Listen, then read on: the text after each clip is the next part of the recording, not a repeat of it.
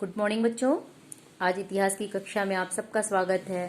मैं उम्मीद करती हूँ आप बिल्कुल स्वस्थ होंगी और अपनी पढ़ाई भी ठीक से संपन्न कर रही होंगी।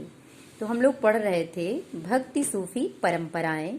तो भक्ति सूफी परंपरा के अंतर्गत सूफी एवं राज्य संबंध हम लोग आज देखेंगे। तो आज देखेंगे सूफी और राज्य। तो देखिए, इसके पहले हम लोग चिश्ती सिलसिले की विशेषताएं और सूफी मत की भक्ति धारा के बारे में पढ़े थे। तो आज है सूफी और राज्य। तो जो चिश्ती संप्रदाय थी, चिश्ती संप्रदाय की सबसे बड़ी विशेषता क्या थी? उनका संयम और सादगीपूर्ण जीवन। यानी जो चिश्ती संप्रदाय के लोग थे, ये लोग बहुत ही संयमित जीवन जीते थे। इनका जीवन काफी सादगीपूर्ण होता था।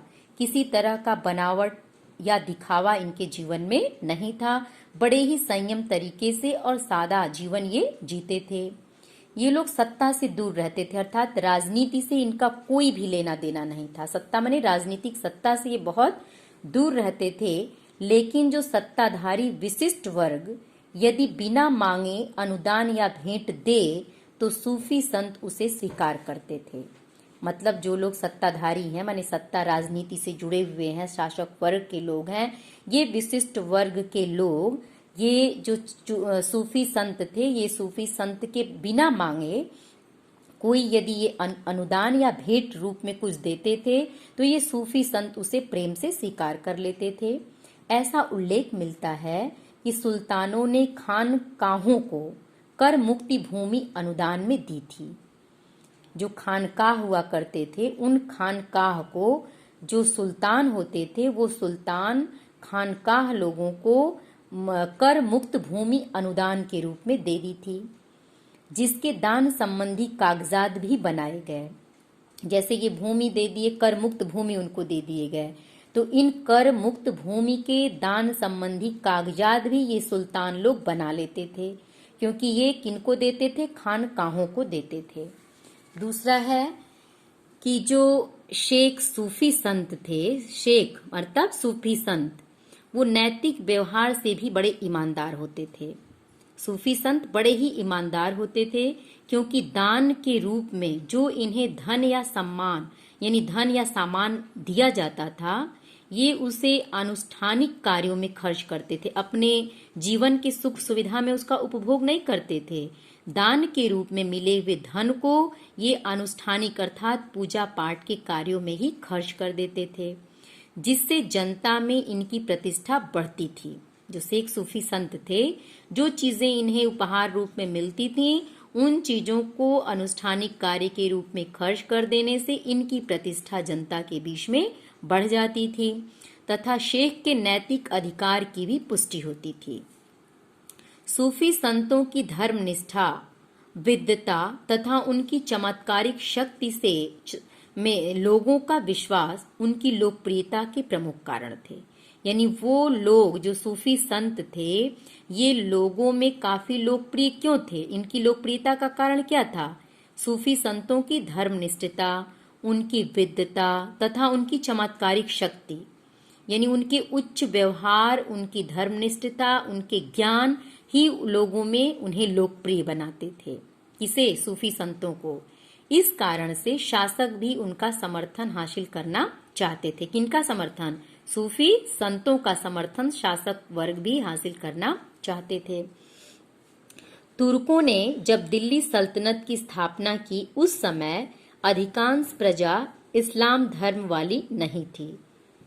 तुर्कों ने जब दिल्ली सल्तनत की स्थापना की थी तो उसमें अधिकांश प्रजा इस्लाम धर्म वाली नहीं थी, इसीलिए इन पर शरिया कानून नहीं लगाया जाता था।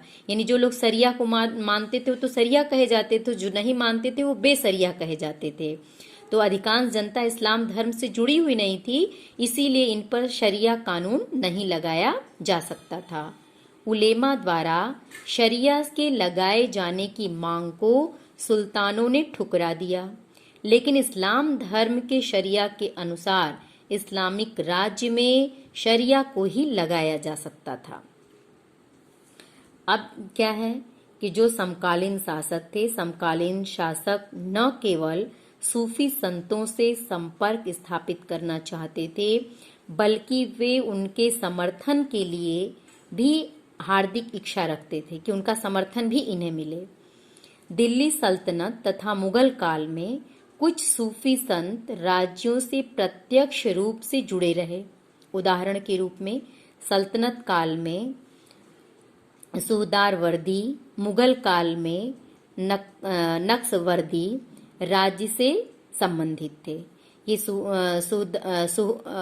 क्या है, ये जो सल्तनत काल था, सल्तनत काल में सुहरावर्दी और मुगल काल में नक्शवर्दी ये राज्य से संबंधित थे, परंतु राज्य में इनके संबंधों में चिश्तियों से भिन्नता होती थी। ये चिश्ती से भिन्न होते थे।